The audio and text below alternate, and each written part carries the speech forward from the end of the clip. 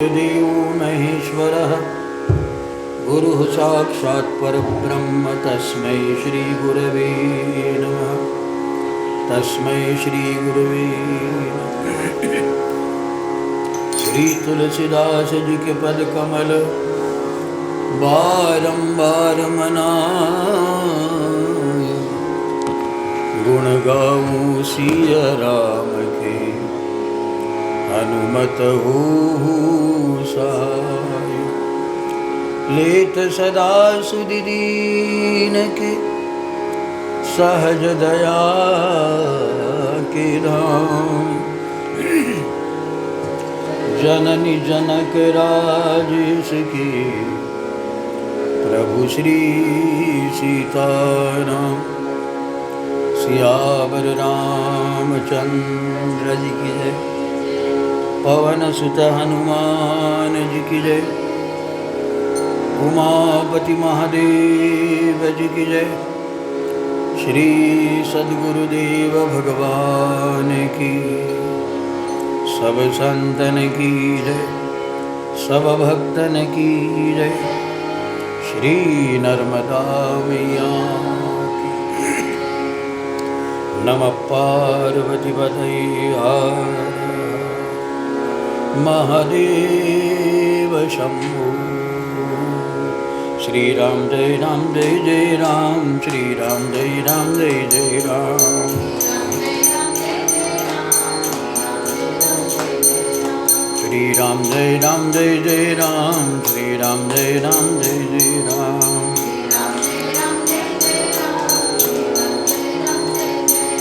श्री राम जय राम, श्री राम जय राम।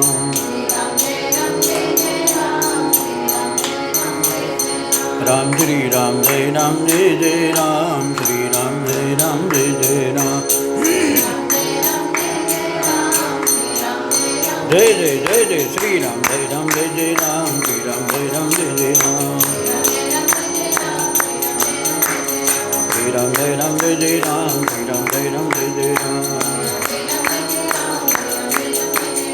श्री राम जय राम, श्री राम जय राम। श्री राम जय राम, श्री राम जय राम। गोपाल कृष्ण भगवान की, श्री रामचंद्र भगवान की।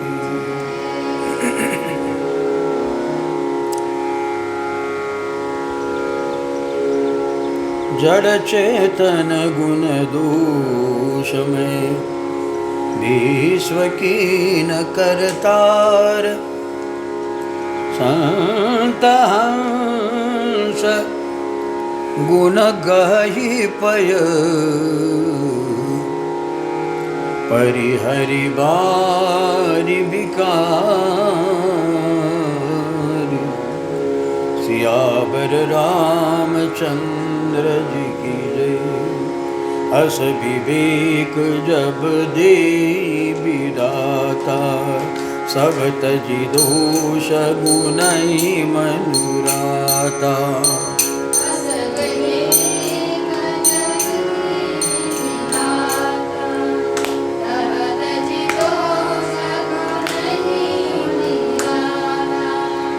काल स्वभाव करम बरियाई, भले वो प्रकृति बस चुकई भलाई।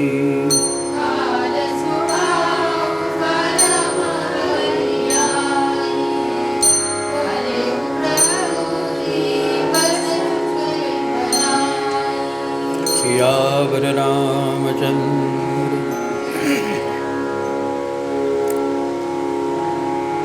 श्रीमद् गोस्वामी तुलसीदास जी बाबा वंदना के अनुक्रम को आगे बढ़ाते हुए कहते हैं कि सज्जनों के चरणों में हमारी वंदना हो और दुष्टों के चरणों में भी गोसाई जी प्रणाम करें। सज्जनों के चरणों में प्रणाम करना चाहिए, वंदना करनी चाहिए, यह तो शास्त्र निर्देश है। तद्विद्धि प्रणिपातेन परिप्रश्नेन सेवया। प्रणिपात करना चाहिए, यह हमारी परंपरा है। किंतु किनके चरणों में? ज्येष्ठों के चरणों में वंदना करे अथवा श्रेष्ठों के चरणों में वंदना करे। ठीक है। हमारे यहाँ जो कनिष्ठ होता है उस पर दया की जाती है, और ज्येष्ठ से दया नहीं, ज्येष्ठ पे दया नहीं की नहीं जाती, उससे दया सीखी जाती। दुष्टों से क्या सीखोगे? बाबा दुष्टों के चरणों में वंदना कह रहे, बड़ा अटपटा लगता। तो बाबा ने उसका भेद खोल दिया, क्यों दुष्टों के भी चरणों में वंदना करें। तो बाबा ने लिख दिया, भगवान ने इस सृष्टि को, इस विश्व को बनाया ही ऐसे। किसने बनाया? तो विश्व की न करता। अब भगवान ने बनाया, क्या क्या बनाया? तो कहते जड़ बनाया, चेतन बनाया, और गुण बनाया, दोष भी बनाया। किसने निर्माण किए? सब कर्तार ने निर्माण किया। और कर्तार कौन है? यद्यपि ब्रह्मा हम कह देंगे, ब्रह्मा ने बनाया, विधि ने बनाया, किंतु ब्रह्मा जो है वे जिस ब्रह्म का आदेश पाकर बनाते, वस्तुतः कौन बनाते? तो हमारे राम जी ही निर्माण करते। प्रमाण, जेहि सृष्टि उपाई त्रिविध बनाई,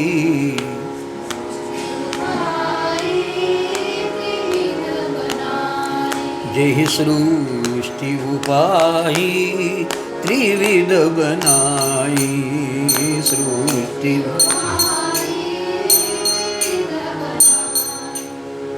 संग सहायन दूजा,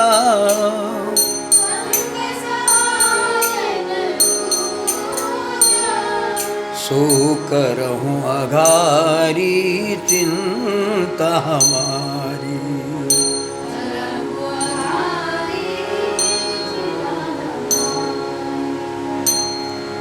जानन भगति न पूजा। तो किसने बनाई सृष्टि?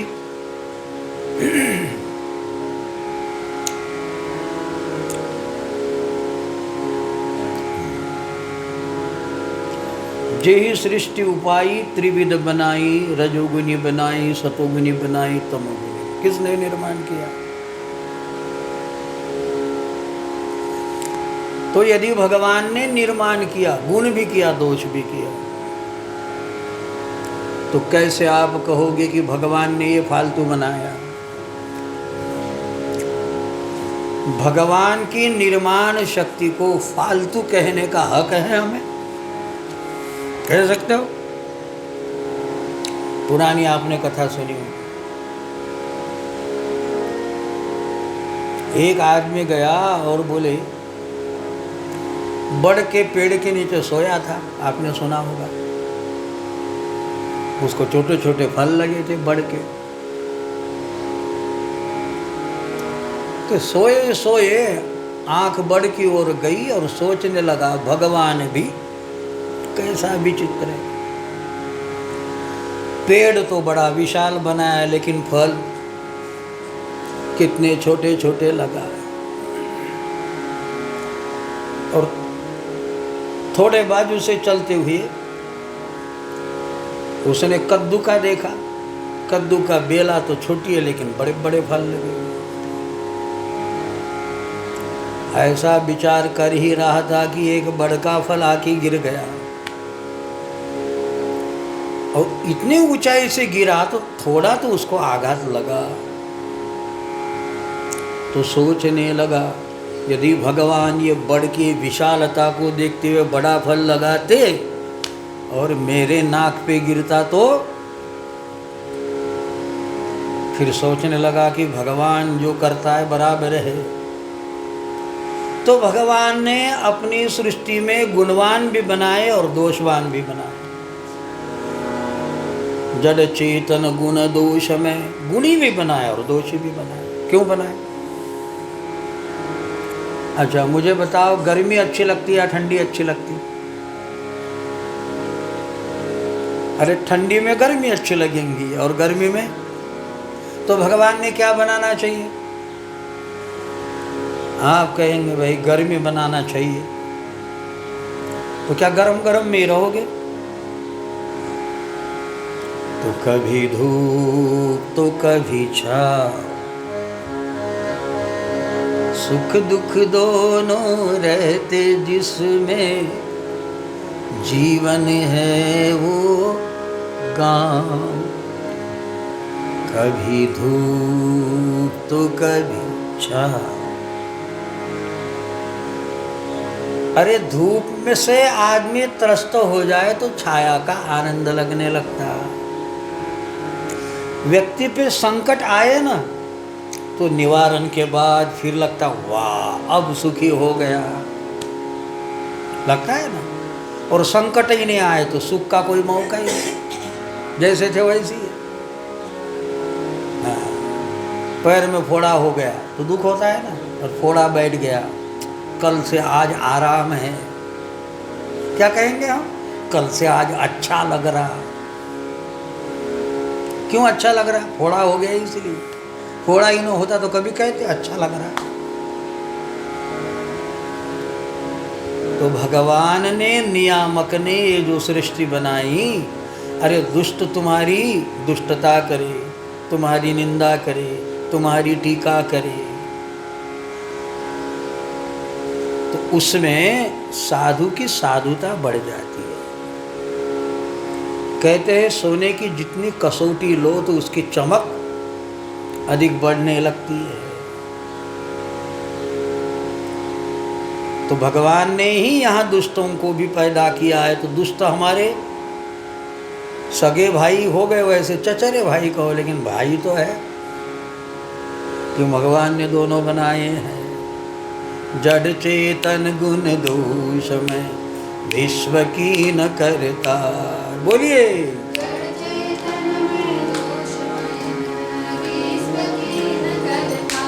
तर्ज में बोलो, जड़ चेतन गुण दोष में विश्व की न करता। जड़ चेतन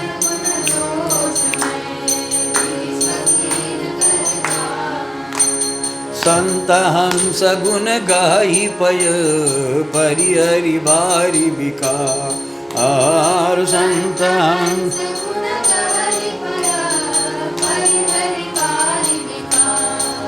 तो बाबा कहते अस विवेक जब देही विधाता, कि जड़ चेतन, जड़ किसको कहते? जो जगह से हलता नहीं, जैसी दीवार है या तो पेड़ है, पेड़ चलते हैं क्या? हाँ, तो वो जड़ हुई। चेतन जो चलता है, चेतन जिसमें चेतना है, क्रियाकलाप है, उसको चेतन कहते हैं। तो ये दोनों में गुण और दोष ये दोनों भरे हुए हैं भगवान। तो संत क्या करेंगे? बस निकाल लो, रख दो। संत क्या करेंगे? जैसे हंस को दूध और पानी एक करके दे दो, तो हंस की एक बड़ी खूबी है, कहते हमने तो नहीं देखा। दूध और पानी मिलाकर दे दो, हंस क्या करेगा? दूध और पानी मिला के दे दो, हंस जो है दूध ही पीता है, ऐसा सुना है, और पानी को वैसे ही रख देता है। बड़ी विचित्रता है। ऐसे ही किसको सज्जन कहो, किसको दुर्जन कहो, ये भी मिला हुआ है। किसी को सज्जन कहो तो थोड़े समय बाद दुर्जन दिखाई देता है ना, मिला हुआ। और किसी को दुर्जन कहो तो वो भी अच्छा दिखाई देने लगता है ना, मिला हुआ। जैसे दूध में पानी इतना मिला हुआ है कि समझ में नहीं आता, पर एक हंस की एक प्रक्रिया होती है कि जो दूध को पीता, पानी को नहीं। हमको दूध और पानी अलग करना रहा तो क्या करना पड़ेगा? नहीं, खटाई डालना पड़ेगा। दूध को और पानी को अलग करना रहा तो क्या करना पड़ेगा? थोड़ी खटाई डाल दो तो दूध पानी अलग होना शुरू हो जाएंगे। संत खटाई नहीं डालता। संत क्या करता है? बस गुणों को देखता है, दोष को देखता ही नहीं। संत हंस गुण गहई पय, परिहरि बारी। पानी जल रूपी विकार को परिहरि माने त्याग देता, उस ओर ध्यान ही नहीं देता। और सामान्य लोग, निंदा करने वाले, चर्चा करने वाले, उसकी बुराई देखते रह जाते। अरे उसमें कुछ अच्छाई भी तो होंगी ना यार। तो जिसमें जो अच्छाई है, मात्र अच्छाई ही हमें दिखाई दे, इंगित हो जाए तो हम संत हो जाएंगे। और जिसको बुराई की ओर ही नजर रखता है, अच्छाई दिखती ही नहीं। मोठा आता सुधरला, गावातच भेटते ना, आता मोठा मंदिरात जाते पहले, है ना। अब बेचारा मंदिर जा रहा, उस ओर ध्यान नहीं देता। पहले तो उसने ऐसा किया, अब पहले का जाने देना। लेकिन अब तो सुधरा ना। लेकिन कई लोग सुधरा की ओर ध्यान नहीं देते। हाँ, सुधरने को प्रोत्साहन भी नहीं देते कि कम से कम चलो बेचारा, अब तो भगवान के रास्ते लगा है, अब तो अच्छाई के रास्ते लगा है। तो ये दुष्टता है। और संत वह है कि जो दोषों को न देखकर असविवेक जब देहि विधाता। जब संत की वृत्ति हम में आने लगती है, असविवेक जब देहि विधाता, तो सब तजी दोष, तो दोष की ओर ध्यान नहीं जाएगा। गुण ही मनुराता। और कितना अच्छा होगा कि हमको किसी के दोष ही नजर ना आए। हम घर में जितने मेंबर है, दोष देखो ही मत, सुख शांति रहेंगे ना। हम तो दोष देखते रहते, अब उसने ऐसा क्यों किया, इसने ऐसा क्यों किया, तो झगड़ा शुरू हो जाएगा। दोष की ओर थोड़ा देखो ही नहीं, कह दो होते रहता। और गुण हुआ हो, उसकी प्रशंसा करो, वाह वाह वाह, कितना अच्छा, कितनी सुख शांति रहेंगी घर में। अच्छा, घर की बात छोड़ो, हमारे दिमाग में कितना सुख रहेगा। जब हमारा तो माथा ठनकता है, भाई उसने ऐसा किया, उसने ऐसा नहीं करना चाहिए। कोई सुनाए भी ना तो हमारा तो माथा ऐसा लगता, भगवान अभी अभी माथा बहुत अच्छा था, ये कहाँ से कचरा आ गया। क्या आपको लगता नहीं? और ऐसा लगना चाहिए। या तो कान में अंगूरी डाल दे, वो है ना कल हरि बाबा वाली बात, वो किसी की निंदा चर्चा सुनना पसंद ही स्वभाव बना लो कि कोई किसी की निंदा सुनाने आए तो कान में अंगूरी डाल दो।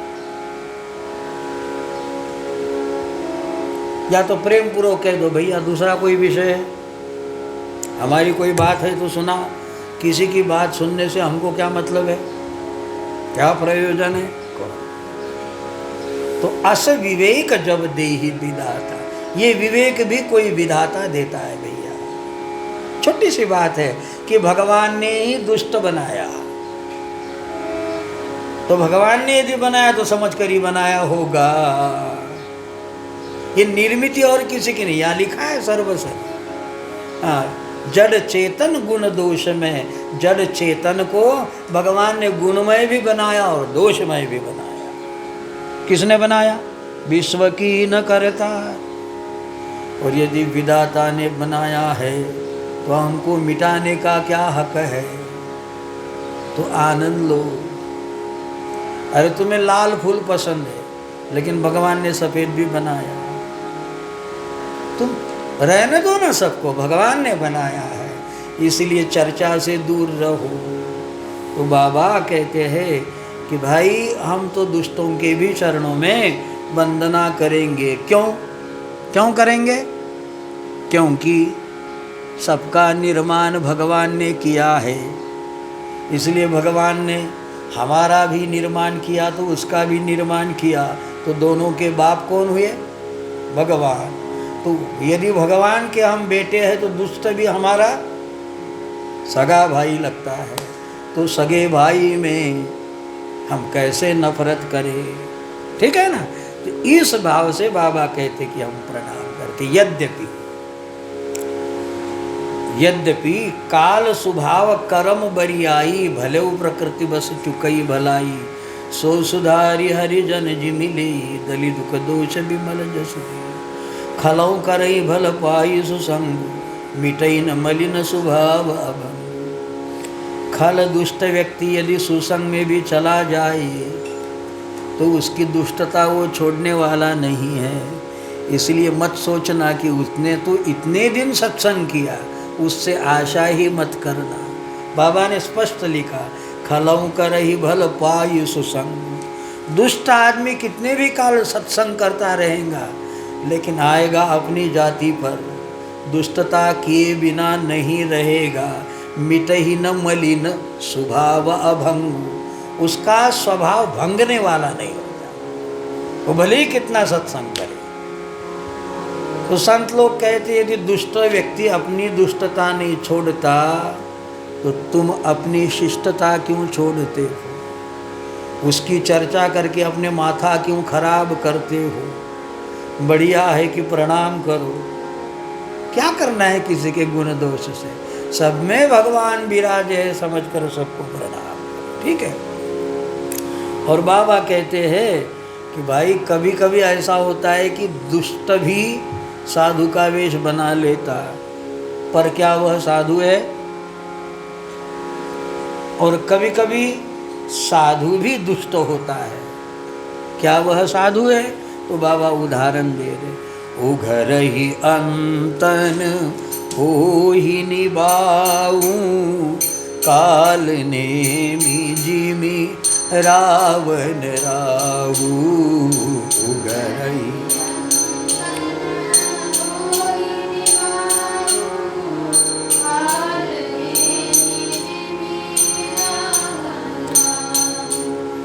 किए कुबेश साधु सन्मानु, जिमि जग जामवंत हनुमानु।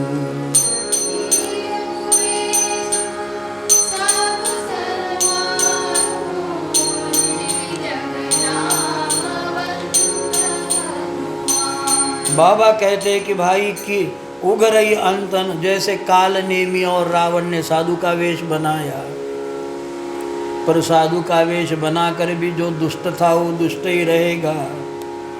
और हनुमान जाम्बवान ने भगवान ही पहना, पर वे साधु थे, है ना। तो कियो कुबेश साधु सन्मानु, जिमि जग जाम्बवंत हनुमान। बाबा कहते सम प्रकाश तम पाख दुहु, नाम भेद विधि कीन, शशि शोषक पोषक समुझी, जग जस अपजस ली। सम प्रकाश तम पाख दो। अरे भाई दो पक्ष होते, एक कृष्ण पक्ष होता है और एक शुक्ल पक्ष। कृष्ण पक्ष किसको कहेंगे? जिसमें अंधेरा होता है। शुक्ल पक्ष किसको कहेंगे? जिसमें चंद्रमा धीरे धीरे बढ़ता है। अमावस्या के बाद शुक्ल पक्ष प्रारंभ होता है और पूर्णिमा के बाद कृष्ण पक्ष प्रारंभ होगा। तो बाबा कहते यद्यपि हम इसको कृष्ण पक्ष कहते काला, यद्यपि हम उसको शुक्ल पक्ष कहते सफेद, किंतु कैलकुलेशन करूँ तो दोनों में सम प्रकाश तम पाख दू।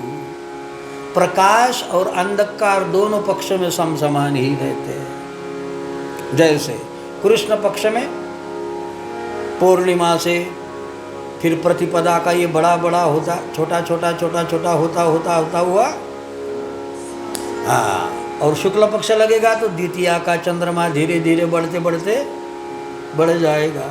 शुक्ल पक्ष उसका नाम है, धीरे धीरे प्रकाश बढ़ाएगा। और कृष्ण पक्ष उसका नाम है। बड़े प्रकाश से छोटे की ओर चला जाएगा, अंधकार की ओर चला जाएगा। तो दुष्ट किसको कहते?